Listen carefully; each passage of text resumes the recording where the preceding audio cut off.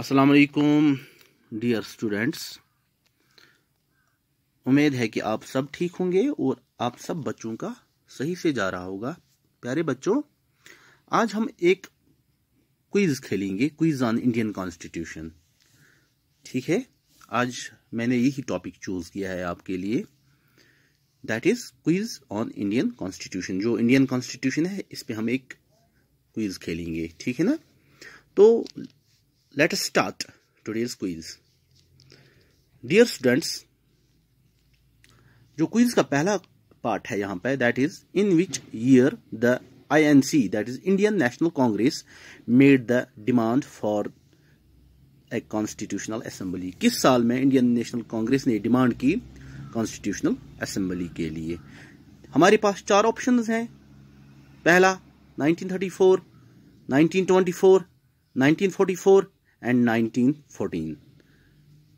तो इन चारों में से एक सही आंसर है, एक राइट आंसर है, दैट इज 1934।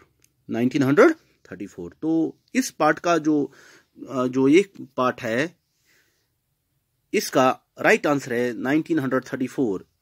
1934 में 1934 में इंडियन नेशनल कांग्रेस ने डिमांड की for the constitutional assembly. Dear students, इसके बाद an introduction to a legal document is called. An introduction to a legal document, जो लीगल डॉक्यूमेंट होता है, जो उसका तारुफ होता है, उसे हम क्या कहते हैं? Constitution, deed, preamble, none of these. तो डियर स्टूडेंट्स, अगर हम जो कोई भी लीगल डॉक्यूमेंट होता है उसका जो इंट्रोडक्शन होता है, तारुफ होता है, उसे हम क्या कहते हैं? इसका राइट आंसर है that is preamble. An introduction to a legal document is called constitution, deed, preamble and none of these. तो इसका राइट आंसर है डियर स्टूडेंट्स प्रियम्बल। इसका राइट आंसर है प्रियम्बल। तो बढ़ते हैं तीसरे क्वेश्चन की जानिब, that is when was Indian constitution came into force, और when Indian constitution came into force. Indian constitution कब फोर्स में आ गया? ठीक है, when Indian constitution came into effect. तो हमारे पास चार ऑप्शंस हैं। ऑप्शन नंबर फर्स्ट 26 जनवरी 1947, ऑप्शन नंबर सेकंड 26 जनवरी 1950, 26 जनवरी 1949, 26 जनवरी 1951। तो हमारे मुल्क का जो आइन है ये फोर्स में कब आया? When it came into force. तो the right answer dear students, so the right answer of this question is 26 January 1950। 26 January 1950। Dear students, बढ़ते हैं और एक क्वेश्चन की जानिब, वो है which of these is the organ of the government. इनमें से हमें बताना है कि इनमें से कौन सा ऑर्गन ऑफ द गवर्नमेंट है।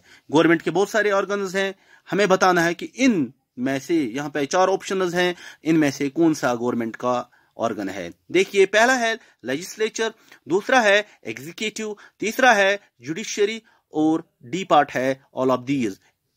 अगर हम देखेंगे तो ये तीनों जो हैं, चाहे लेजिस्लेचर है, चाहे एग्जीक्यूटिव है, चाहे जुडिशियरी है, प्यारे बच्चों, अगर इसका राइट आंसर हमें देखना है तो ऑल ऑफ दीज, ये तीनों, चाहे लेजिस्लेचर, एग्जीक्यूटिव या जुडिशियरी, ये तीनों ऑर्गन्स ऑफ द गवर्नमेंट हैं। ठीक है ना।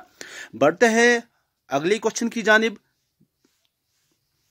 वो ये है which word implies that all Indians have the practice, all Indians have the freedom to practice any religion.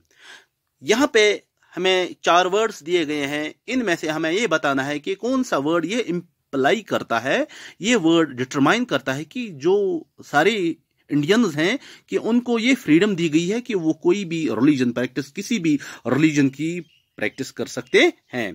That is number first is sovereign, number second is socialist, C part is here secular and republic. इनमें से right answer इस question का, dear students, the right answer of this question it is secular. The right answer of this question is secular. Getting my point? शाबाश। डियर students, बढ़ते हैं अगले question की जानिब। अगला क्वेश्चन जो है यहाँ पे वो ये है which of these defines the set of rules to govern country.